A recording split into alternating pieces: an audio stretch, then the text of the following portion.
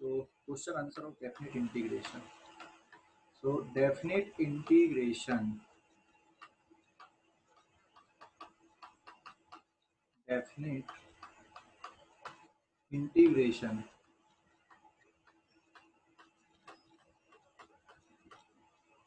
ठीक है, definite integration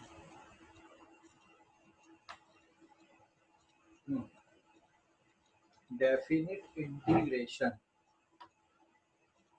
तो होमवर्क वाले क्वेश्चन देख ले पहले अपन, कि पहले एक सिंपल सा क्वेश्चन ले लो तो थोड़ा सा तुम्हारा क्या होगा ना, बोलते हैं अपन इंजन चालू करते हैं तो उसके बाद थोड़ा क्विक सा रिवीजन। क्विक रिवीजन, इंजन चालू करते तो थोड़ा इंजन को गर्म होने में टाइम लगता है, 4-5 मिनट लेता, उसके बाद फिर स्पीड पकड़ते। तो वैसे एक छोटे छोटे क्वेश्चन का अपन क्विक रिवीजन देते हैं यहाँ पे। इंटीग्रेशन, सपोज 0 से लेके 5 ले लिया मैंने, और x dx से कितना होगा, वैसे तो कल कर लिए थे, तो ये हो जाएगा x²/2। ये समझ गया क्यों आया 0 to 5? अरे समझ गया, lower limit 0 upper limit 5, x dx का इंटीग्रेशन सीधा सीधा x का। अच्छा, यहाँ पे जब आप डेफिनेट इंटीग्रेशन सॉल्व करो ना, तो आप पहले तो डेफिनेट को भूल जाओ, इनडेफिनेट को ध्यान रखो। x dx का इंटीग्रेशन क्या होता है बेटा, x²/2 होता है, बस वही फार्मूला यूज करना आपको। हाँ, लेकिन इसके बाद फिर x² है, तो जहां जहां पे आपका अभी x आया वहां पे आप लिखोगे 5, 5 का स्क्वायर/2 माइनस 0 का स्क्वायर/2। सॉल्व कर दो तो आंसर हो जाएगा 25/2 माइनस 0 इक्वल्स टू 25/2। ठीक है, सबसे सिंपल हो गया ये। क्लियर हो गया ये, कोई डाउट? हेलो? No sir. ठीक है, नो सर। फटाफट स्क्रीनशॉट लेना चालू करो, फटाफट ले लो स्क्रीनशॉट।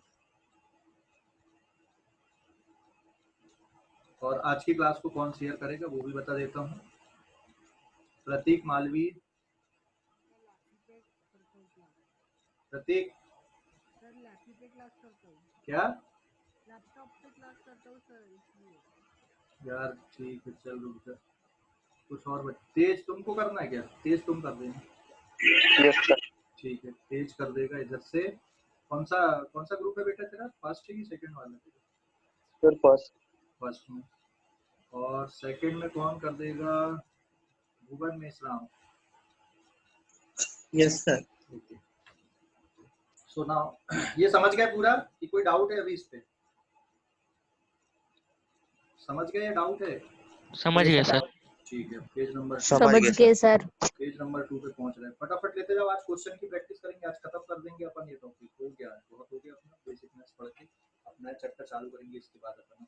ठीक है, ले लो जल्दी से स्क्रीनशॉट, अगले पेज पे अगला question, page number 2। Page number 2 फिर से देखो, एक और क्वेश्चन ले रहा है, थोड़ा सा बढ़ा देते हैं क्वेश्चन में। ये लिए आपने इंटीग्रेशन x 3x² प्लस 4 और dx, और लिमिट इसकी है 1 से लेकर 4 तक। ठीक है ना? क्या आएगा यहाँ पे, 1 से लेकर 4 तक इसका इंटीग्रेशन। 3x² का कितना होगा, 3x³ प्लस 4x, और lower limit is 1 and upper limit is 4। ये समझ गए कि नहीं? ये समझ गए सभी बच्चे? कोई डाउट है? No sir. है, आंसर भी निकाल दी कुछ बच्चों ने। तो पहले मैंने क्या बोला, जब आप इंटीग्रेशन लगाओगे तो डेफिनेट को भूल जाओ, लिमिट को भूल जाओ, आप सीधे सीधे ये देखो कि इनडेफिनेट इंटीग्रेशन जैसे आपका 3x² प्लस 4 है dx, इसका इंटीग्रेशन कितना है, तो ये हो जाएगा 3, फिर x to the power 2 plus 1/2 plus 1 plus 4 के साथ कुछ नहीं है तो x आ जाएगा, तो 3x³ प्लस 4x। अब c लिखने की जरूरत नहीं, 3 से 3 कैंसिल हो जाएगा, x³ प्लस 4x बन गया ये। ठीक है ना? जब भी समझ गए? कोई डाउट इस पे? जैसे इंटीग्रेशन मान लो 5 dx है तो आंसर 5x बचेगा, इंटीग्रेशन सिर्फ dx है तो आंसर क्या बचता है, x बचता है।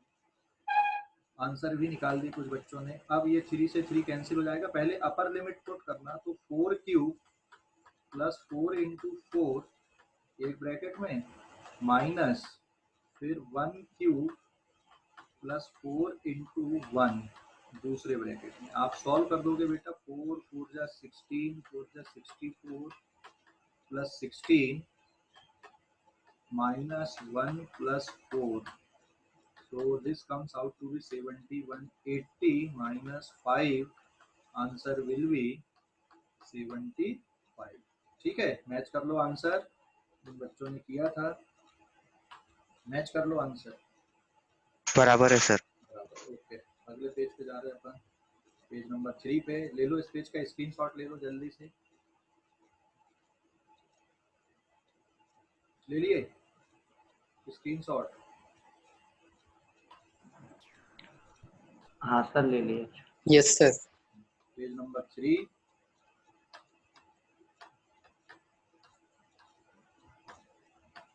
पेज नंबर 3 पे देखो, एक क्वेश्चन ये ले रहा हूँ यहाँ पे।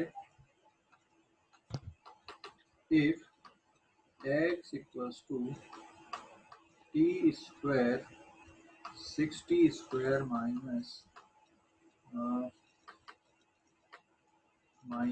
t plus 4, ठीक है। Integrate x with respect to t from t equals to 0 to t equals to 3, ठीक है। 0 से 3 तक आपको इंटीग्रेट करना है, 0 से 3 तक। एक मिनट, 3 को हटा देते, 0 से 2 कर लो आप। 0 से 2 तक आप इसको इंटीग्रेट करो, ठीक है। क्वेश्चन समझ गए ना? तो सॉल्यूशन कैसे आ जाएगा इसका? क्वेश्चन जिन बच्चों ने लिख लिया, आप खुद से भी ट्राई कर सकते हो फटाफट, मैं भी यहाँ पे सॉल्व कर रहा हूँ। Integration x dt which is the lower limit, 0 is the lower limit, upper limit is 2। फिर यहाँ पे आ जाएगा 6t square minus t plus 4, और फिर ये रहेगा dt 0 to 2। कोई स्टेप नहीं समझोगे तो तुरंत बोल देना। अब ये हो जाएगा 6t स्क्वायर का 6t क्यूब अपॉन 3, फिर minus T square by 2 plus 4t, ठीक है। और फिर इसमें आ जाएगा लिमिट 0 से लेकर 2, 3 1 जा 3, 3 2 जा 6। इसको सॉल्व कर लो बेटा। पहले अपर लिमिट पुट करना, तो 2 into 2 cube minus 2 square upon 2 plus 4 into 2, फिर minus 2 into 0 cube minus 0 square upon 2 plus 4 into 0। तो जो लोअर लिमिट के कारण पूरा टर्म है वो तो 0 हो गया। 2 8 2 जा 16 माइनस ये एक 2 से 2 कैंसिल हो जाएगा, 2 बचेगा plus 8 and minus 0। The answer will be 12 या 22 आएगा आंसर, ठीक है। 22 है सर। आगे, हाँ 22 आंसर आ गया इसका। समझ गए? अभी कोई डाउट इस पे, इस क्वेश्चन पे कोई डाउट है? No sir. नहीं, ठीक है। तो इस पेज का भी स्क्रीनशॉट ले लो जल्दी से, इस पेज का भी स्क्रीनशॉट ले लो।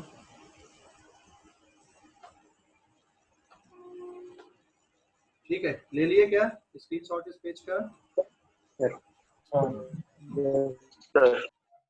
ओके, अगले पेज पे जा रहा है बेटा, पेज नंबर 4 पे। क्या हो गया?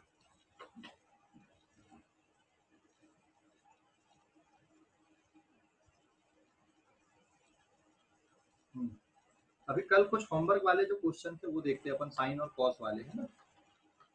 पेज नंबर 4,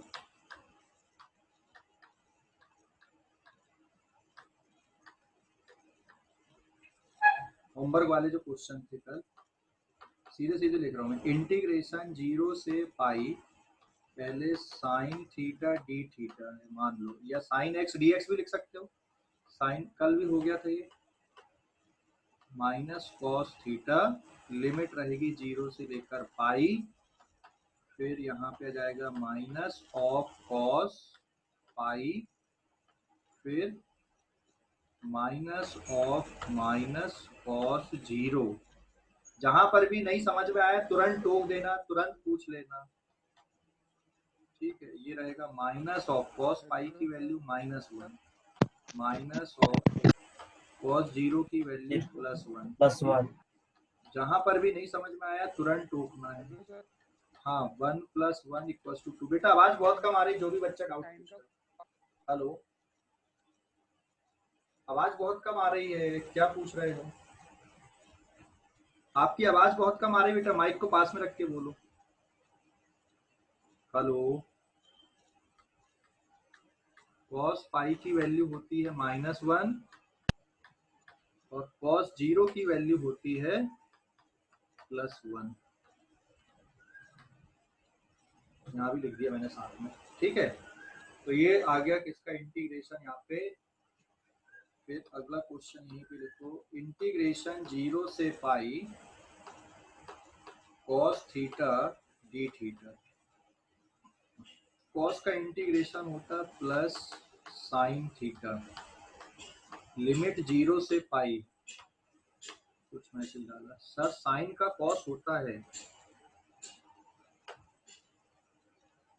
हाँ साइन का इंटीग्रेशन माइनस कॉस होता है ना। हाँ माइनस कॉस होता है, अच्छे से देखो, डिफरेंशिएशन का उल्टा चलता है। Integration of sine theta D theta क्या होता है, माइनस कॉस थीटा, और integration cos theta D theta क्या होता है बेटा, प्लस साइन थीटा होता है, ठीक है।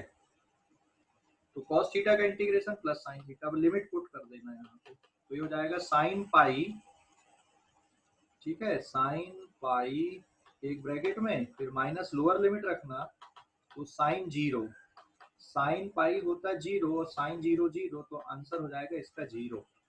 तो यहाँ पे मैं लिख दूं साइन पाई मतलब साइन 180 डिग्री इज 0 और साइन 0 फिर से 0 होता है, ये आंसर इसका 0 ही मिलेगा, ठीक है। ले लो अभी इस पेज का स्क्रीनशॉट, फटाफट ले लो, इस पेज का स्क्रीनशॉट ले लो जल्दी से, इस पेज का स्क्रीनशॉट ले लिए। Yes sir. Yes, sir. Page number 5 पे। हाँ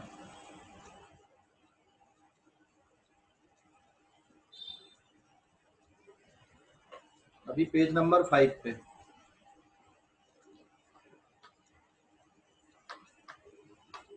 पेज नंबर 5, हाँ पेज नंबर 5 पे फिर से देखो, integration 0 to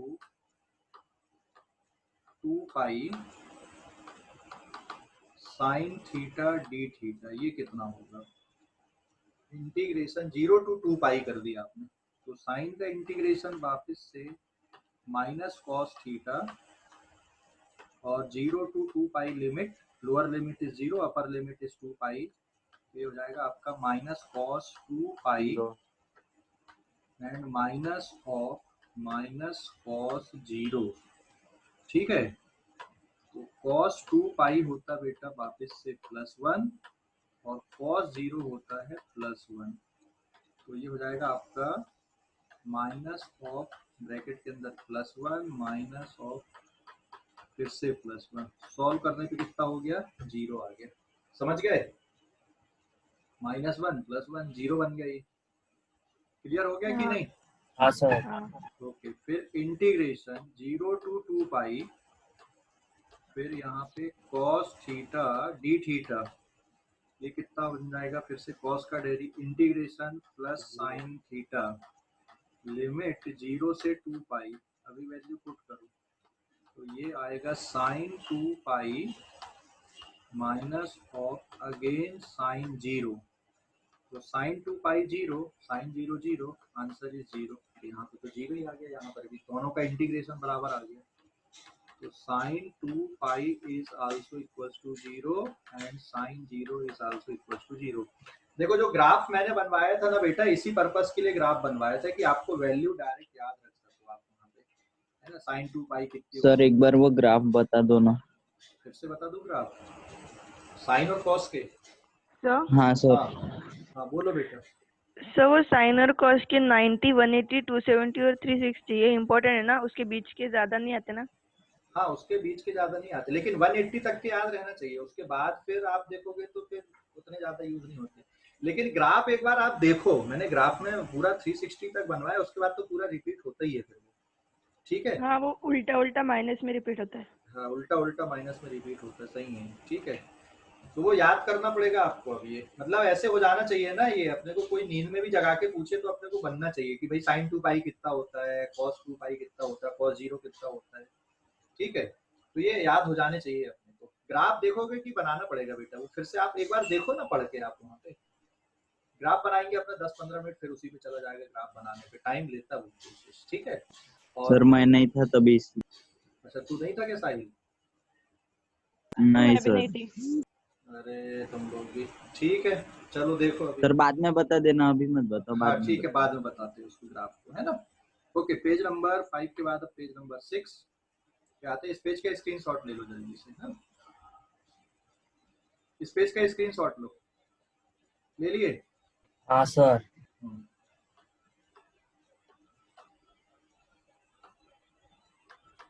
page number 6।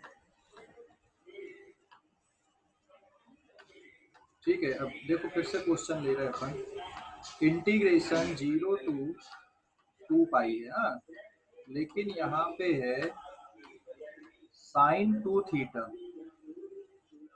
Sign 2 theta D theta. अब ये कैसे करोगे? तो अब आपको साइन 2 थीटा का इंटीग्रेशन पता होना चाहिए। तो इंटीग्रेशन साइन ए एक्स डी एक्स पढ़ाए थे कि नहीं? क्या आया था इसका integration? Minus cos a x upon ए आया था ना बेटा, समझ गए? अरे हाँ या ना? हाँ सर। हाँ सर। समझ गए क्या आया था इंटीग्रेशन?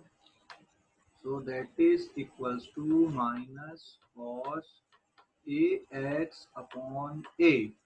तो साइन 2x का कितना हो जाएगा? अभी साइन 2 थीटा डी थीटा का इंटीग्रेशन क्या बनेगा? माइनस कॉस 2 थीटा अपॉन 2, और यहाँ पे लिमिट रहेगी 0 से 2 पाई। अब ध्यान से समझना इसको, हाँ। तो अब अपर लिमिट और लोअर लिमिट पुट करना है। तो माइनस कॉस 2 और थीटा की जगह पे फिर से 2 पाई लिखोगे, होल डिवाइडेड बाय 2। ये एक ब्रैकेट में हो गया, फिर माइनस। अब थोड़ा कुछ उल्टा भी सोच के देखना है यहाँ पे। कॉस फिर से 2 और थीटा की जगह पे 0 लिख दोगे, डिवाइडेड बाय 2। ये स्टेप पे ध्यान देना। अभी समझ गए इतना कि नहीं? समझ गए सर। समझ गए? समझ गए हाँ बेटा? सर। माइनस हाँ वन, सर। अच्छा माइनस 1/2 बाहर निकाल सकते हो कि नहीं पहले से? उसके बाद लिमिट पुट कर दो, कोई फर्क पड़ेगा क्या? माइनस नहीं। 1, अगर मैं पहले से मान लो यहाँ पे माइनस 1/2 कॉमन निकाल लेता और उसके बाद फिर लिमिट को रख देते अपन, जैसे कॉस 2 थीटा फिर 0 से 2 पाई। इससे कोई फर्क पड़ता है क्या? माइनस नहीं 1/2 सर। पहले से बाहर निकला हुआ आपका, अब लिमिट रख दो यहाँ पे। तो कॉस 2 फिर 2 पाई माइनस कॉस 2 इंटू 0। कोई फर्क पड़ता है क्या? दोनों स्टेप बराबर ही है ना? हाँ या हाँ ना? सर। बराबर है ना? हाँ कोई सर। फर्क नहीं पड़ता है। हाँ सर। तो हाँ सर। इंटीग्रेशन करने में अगर सिंगल टर्म का इंटीग्रेशन है और कोई कांस्टेंट आ गए हैं तो उसको बाहर कर सकते हैं आप, उससे फर्क नहीं पड़ता है ना आंसर्स पे। तो जैसे माइनस 1/2। अब कॉस 4 पाई हो गया, ये कॉस 4 पाई माइनस कॉस 0, क्योंकि 2 इंटू 0 इज 0। ठीक है, समझ गए? कॉस तो 4 4 पाई, पाई कैसे? 4 पाई कैसे मतलब 2 इंटू 2 कितना होता है? ये 2 इंटू 2 है ना, यहाँ पे देखो।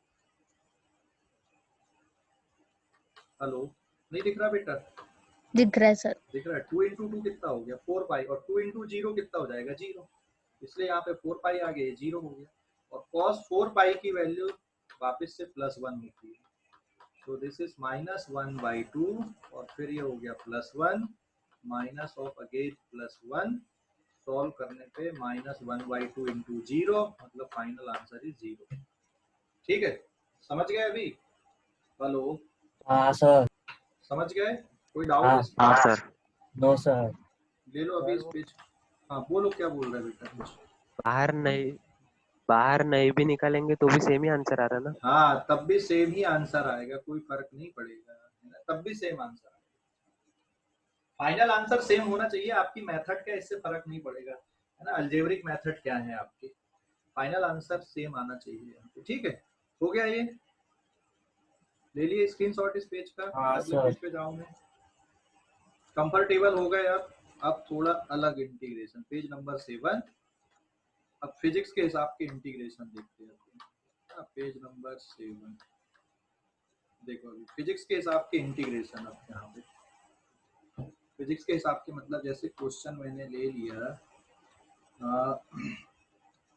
इंटीग्रेशन 0 टू इंफिनिटी, ध्यान देना कहाँ से कहाँ तक है, r से इंफिनिटी कर दूं, 0 टू r टू इंफिनिटी,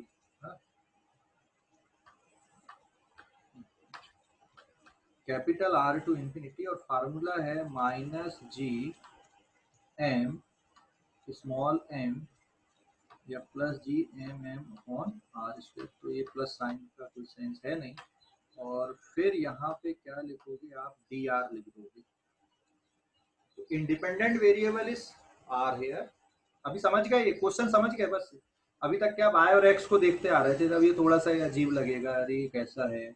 यहाँ पे मैं टर्म लिख दूं वेयर, इसका आंसर आपको निकालना कितना होगा, ठीक है। और इसमें कैपिटल G और बाकी के जो टर्म्स हैं आपके, ठीक है, वो कांस्टेंट टर्म है यहाँ पे, मतलब G capital M small m are constant. अभी समझ ही गए होंगे कि ये कहाँ से रिलेटेड है, ये ग्रेविटेशन से रिलेटेड है, ठीक है। तो इसमें जो कांस्टेंट टर्म होते हैं ना, आप इंटीग्रेशन से बाहर निकाल दोगे, G capital M small m आपका बाहर जाएगा, इंटीग्रेशन R टू इंफिनिटी। अरे भाई समझ गए, ध्यान से समझना ये। फिर इसको आप लिखोगे r to the power -2 dr। अब इसका इंटीग्रेशन हो जाएगा G capital M small m, ठीक है, और r टू द पावर -2 का integration r to the power -2 + 1 upon -2 + 1 limit r से लेकर इंफिनिटी। समझ गए? हेलो, हाँ सर समझ। गए? अच्छा, किसी बच्चे ने तो आंसर भी निकाल दिया। हाँ देखो अब आगे क्या आएगा इसका। तो G capital M small m, अब अंदर सॉल्व करो पहले, तो r की पावर -1 बचेगा डिवाइडेड बाय -1 कैपिटल R से इंफिनिटी। अभी मैंने क्या बोला था कि -1 को आप बाहर निकाल दो, तो -G capital M small m आ जाएगा, और R की पावर -1 R से लेकर इंफिनिटी। इसके बाद -G कैपिटल आपने M क्या निकाला? -1 बाहर निकाल दिया ना बेटा। तो ऊपर वाला नहीं जाएगा? अरे ऊपर वाला क्यों निकाल रहे हो, वो तो वेरिएबल है ना, वहां तो लिमिट पुट करनी पड़ेगी ना। अभी आपको वेरिएबल है ना r, वो थोड़ी बाहर निकल के आएगा। तो ये 1 अपॉन r। अच्छा, ऊपर वाला माइनस साइन क्या है, पावर वाला माइनस साइन थोड़ी बाहर निकलता है। अच्छा, पावर वाला माइनस साइन बाहर नहीं निकलता। यहाँ पर की स्टेप देखना, ये लास्ट सेकंड लास्ट स्टेप से देखना चालू करो, सेकंड लास्ट स्टेप और फिर लास्ट वाली स्टेप। अब देखो यहाँ पे मैं रुका हुआ सर वहाँ पे -1 किधर है, अपॉन में GM, कहाँ पे, ये यहाँ पे जहाँ पे एरो है, रुक जाओ, पावर -m है, उसको क्या लिख सकते हो आप, x to the power 1 upon x to the power m लिख सकते हो।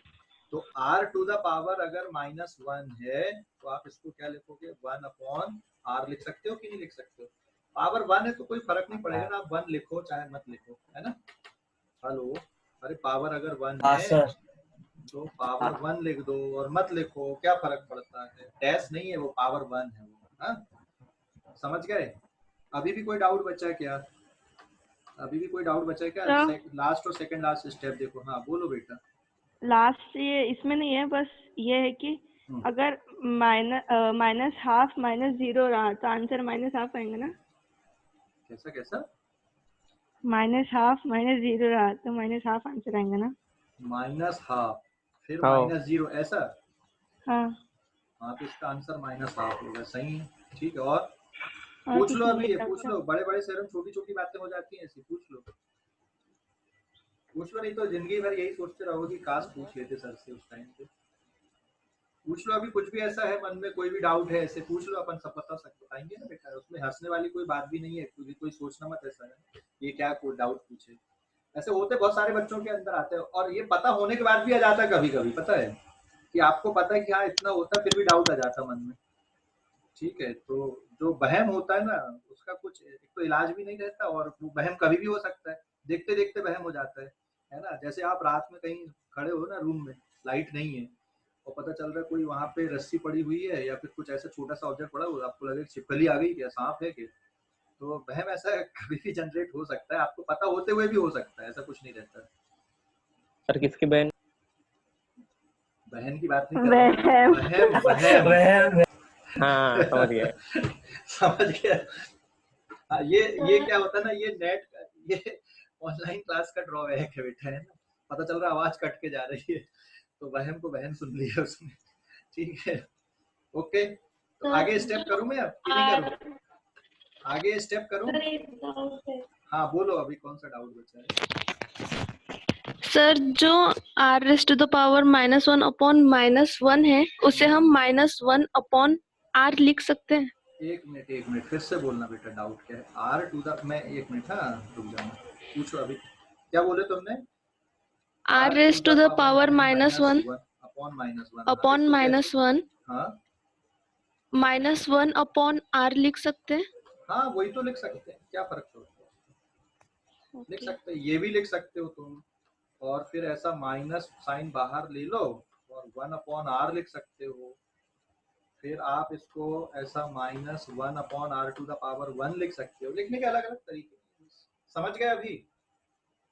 और मैं यहाँ पे इसलिए रुका ना, यहाँ पे अभी इतने दिन से पढ़ाते हुए ना इतना तो एक्सपीरियंस हो ही जाता है कि बच्चे कहाँ उलझते हैं, तो मुझे पता था कि यहाँ पे उलझोगे, यहाँ पे गाड़ी उलझती है कितना भी अच्छा हो, लेकिन अगर यही टर्म तुम्हारे एक्स वाई और ABCD के टर्म पे रहते ना तो नहीं उलझते, शायद आप फटाफट देख भी लेते। तो फिजिक्स में एक्चुअल में जो वेरिएबल है वो अपने एक्स वाई के नहीं होते, आपके आर के भी वेरिएबल बन जाएंगे, जेड भी बन जाएगा, कभी एक्स भी बन जाएगा, कभी कुछ भी बन सकता है वेरिएबल, ऐसा कुछ नहीं रहता। पर मैथ्स में जो वेरिएबल आप डील करते हो वो जनरली एक्स वाई जेड में आपकी कहानी चलती रहती है, अलजेब्रा में ABC में कहानी चलती रहती है ना। तो जो एक्स, हाँ बोलो बेटा। फिजिकल का क्लास कब स्टार्ट होंगी? हाँ अभी मुझे पता है कि तुम लोग तड़प रहे हो कि फिजिकल क्लास कब चालू हो जाए और इससे मुक्ति मिले अपने को, है ना, वहम को। सर जल्दी चालू हो जाए तो बहुत अच्छा है। और नहीं तो सर नहीं तो फिर ये मोबाइल पे ही करना पड़ेगा ना। नहीं तो इसलिए तो मैंने पूछा कि अगर नहीं हुए तो क्या करोगे, तो करना ही पड़ेगा। तो 1 अपॉन, देखो यहाँ पे लास्ट वाली स्टेप देखो, अभी 1 upon infinity divided by 1 by R, ठीक है। हाँ ये देखो लास्ट वाली स्टेप बेटा, लास्ट वाली स्टेप देखो, upper limit minus lower limit रखा हूँ मैंने, दिख रही लास्ट वाली स्टेप, एकदम लास्ट वाली, लास्ट वाली, ये इधर की नहीं, जो इधर रफ वर्क वाली मत देखना, ये रफ वर्क है, ठीक है। अभी समझ गए? लास्ट, एकदम लास्ट वाली स्टेप, हेलो समझ गए सर। समझ गए? ओके, इधर रफ वर्क में देखो 1 अपॉन इंफिनिटी 0, ठीक है, 1 अपॉन इंफिनिटी कितना होता है? 0 होता है, याद रखो। और अगर 10 अपॉन इंफिनिटी भी आया ना तो भी 0 होता है। 0। हाँ, उन्नति इस बेस में कहाँ से आ गई है? 1 अपॉन 10 अपॉन इंफिनिटी भी कितना होता है? 0 होता है।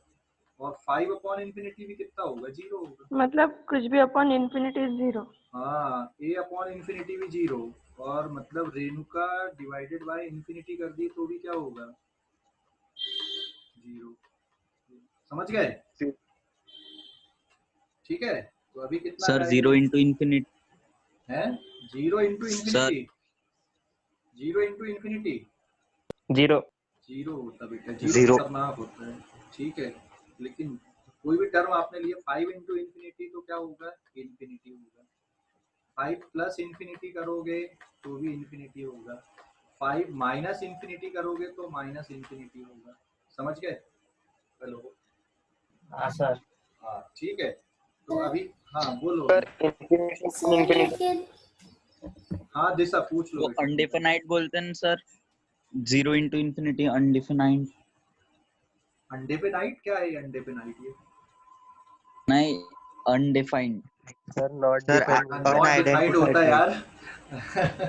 हाँ सॉरी मैं भी वही समझ रहा हूँ, फिर अंडे पे नाइट क्या हो गई है? अनडिफाइंड ठीक है। हाँ बताओ अभी, दिशा पूछो क्या पूछ रहे थे बेटा।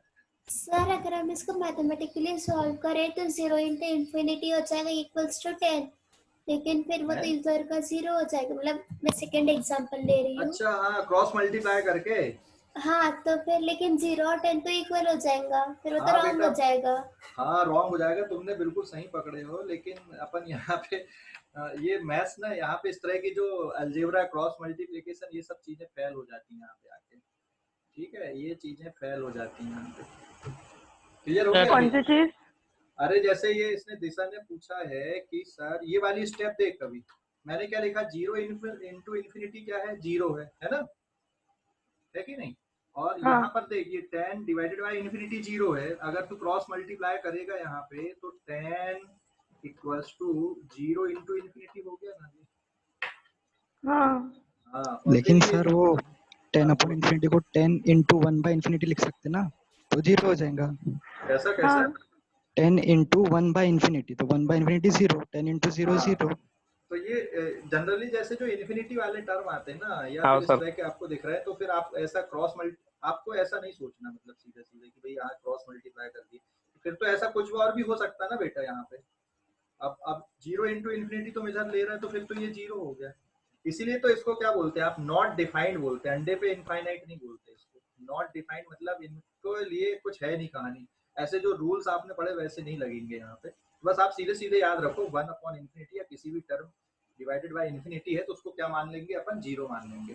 तो आपका आंसर क्या जाएगा यहाँ पे, देखो अभी, जी कैपिटल एम स्मॉल एम, अच्छा -1 बाहर है, तो अपॉन 1, और 1 अपॉन इन्फिनिटी हो गया 0, -1 बाई आर। तो what is the final answer, बताओ जल्दी से।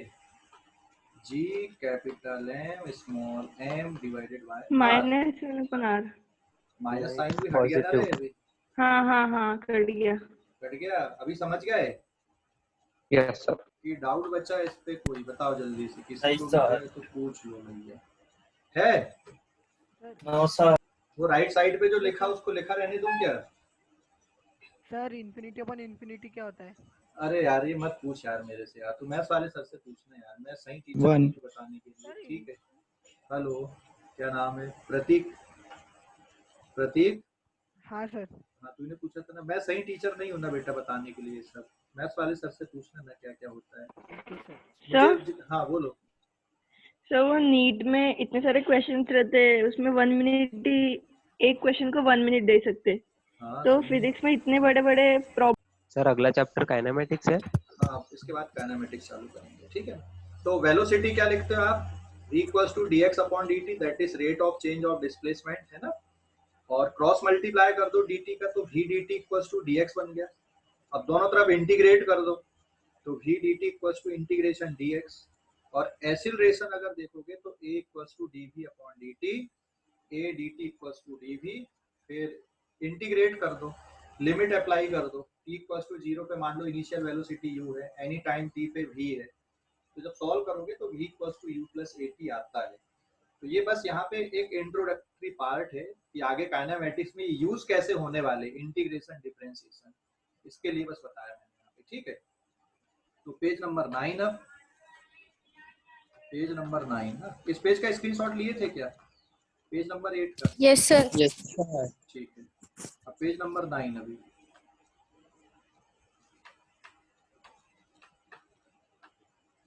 पेज नंबर 9, ठीक है? देखो अभी इस पे, हाँ पेज नंबर 9 में geometrical application of definite integration. तो geometrical application of definite integration, mic mute रखो बेटा।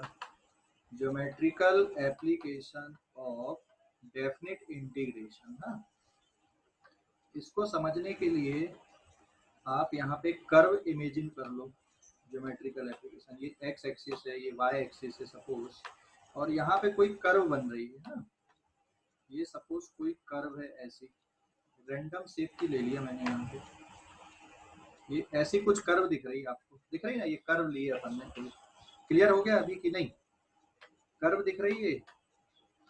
हेलो, कर्व दिख सर रही दिख है रही बेटा? हाँ।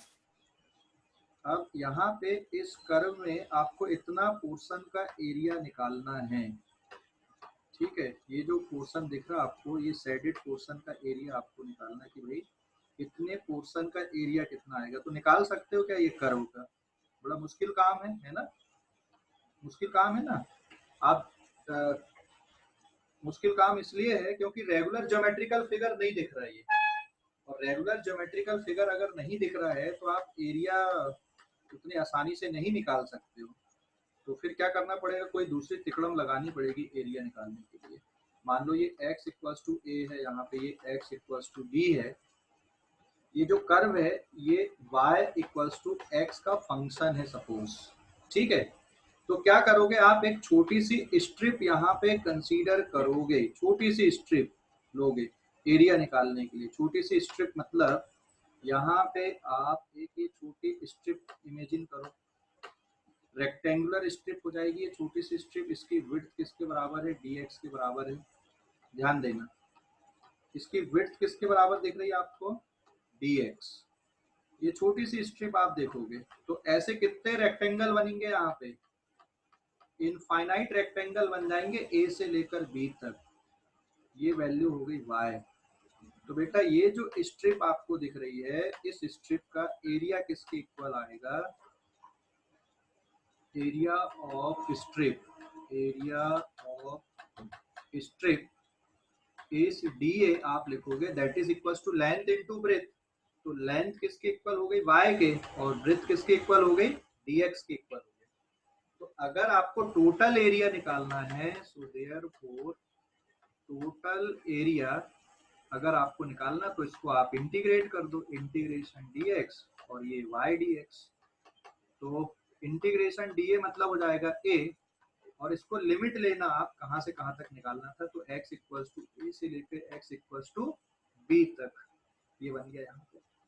क्लियर हो गया कि नहीं? तो ये डेफिनिट इंटीग्रेशन हो गया और ये पूरा एरिया बन गया यहाँ पे। So this is equals to area of A B और फिर स्मॉल बी स्मॉल a और फिर कैपिटल ए। इतने पोर्शन का ये एरिया है, या area under, area of curve under x axis आप ऐसा बोल सकते हो for the given limit. Area of curve under x axis है ना, under given limit, area of curve under x axis. अभी समझ गए या डाउट है? हेलो, कॉन्सेप्ट समझ गए या डाउट है? समझ गए सर। समझ गए? ये ज्योमेट्रिकल मीनिंग है। ये मैंने ऑलरेडी पहले ही कर दिया था, मतलब अपन कल जब पढ़ रहे थे ना तो वही अपन ने ऑलरेडी ये डिस्कस किया हुआ था, है ना। तो डेफिनिट इंटीग्रेशन का मतलब ये होता है बेटा, ज्योमेट्रिकल मीनिंग ये है। और इसके क्वेश्चन अपन ने एक दो क्वेश्चन तो कल भी देखे थे, परसों भी देखे थे। ये समझ गए या डाउट है? अभी बताओ जल्दी से। समझ गए सर। समझ गए? आप इसी मेथड से ना सर्कल का एरिया जो होता है ना पाई आर स्क्वायर, उसको प्रूफ कर सकते हो। सर्कल का एरिया पाई आर स्क्वायर क्यों होता है ये प्रूफ कर सकते हो आप। स्फीयर का वॉल्यूम 4/3 पाई आर क्यूब होता है, उसको प्रूफ कर सकते हो। इसी मेथड से प्रूफ कर सकते हो, इंटीग्रेशन मेथड से। ठीक है, समझ गए इतना? किसी को कोई डाउट हो सर? हाँ बोलो बेटा। सर फिर उसका कांस्टेंट भी मिल जाएगा क्या, जैसे पाई है वगैरह? हाँ कांस्टेंट फॉर्मूले में बिल्कुल मिल जाएगा। अभी तुमको ध्यान है, मैंने एक दिन जब डिफरेंशिएशन पढ़ रहे थे तो जब सर्कल बनाए थे तो वहां पे एक छोटी सी स्ट्रिप बनाए थे अपन ने, उस स्ट्रिप का एरिया निकाले थे। तो क्या कर रहे थे अपन, उस स्ट्रिप को खोल दिए थे और उसका एरिया 2πr/dr लिखे थे कि नहीं लिखे थे? याद आया कुछ? हाँ सर, 2πr/dr हाँ किए थे। सर। और फिर स्फीयर बनाए थे और स्फीयर में एक छोटा सा वॉल्यूम d भी ले रहे थे, तो उसको 4πr² लिख रहे थे, सरफेस एरिया इंटू थिकनेस। याद आया? तो उस हाँ पोर्शन सर। को एक बार हाँ और सर। देखना। हाँ, उस पोर्शन को एक बार और देखना, ठीक है। तो वहां से आपको कुछ लॉजिक समझ में आएगा। हालांकि अभी मैं अपने को ये सब बताने की जरूरत नहीं है। यहाँ तक समझ गए? अभी कोई डाउट अभी किसी को? सर ठीक है, इस पेज का स्क्रीनशॉट ले लो जल्दी से आप लोग। इस पेज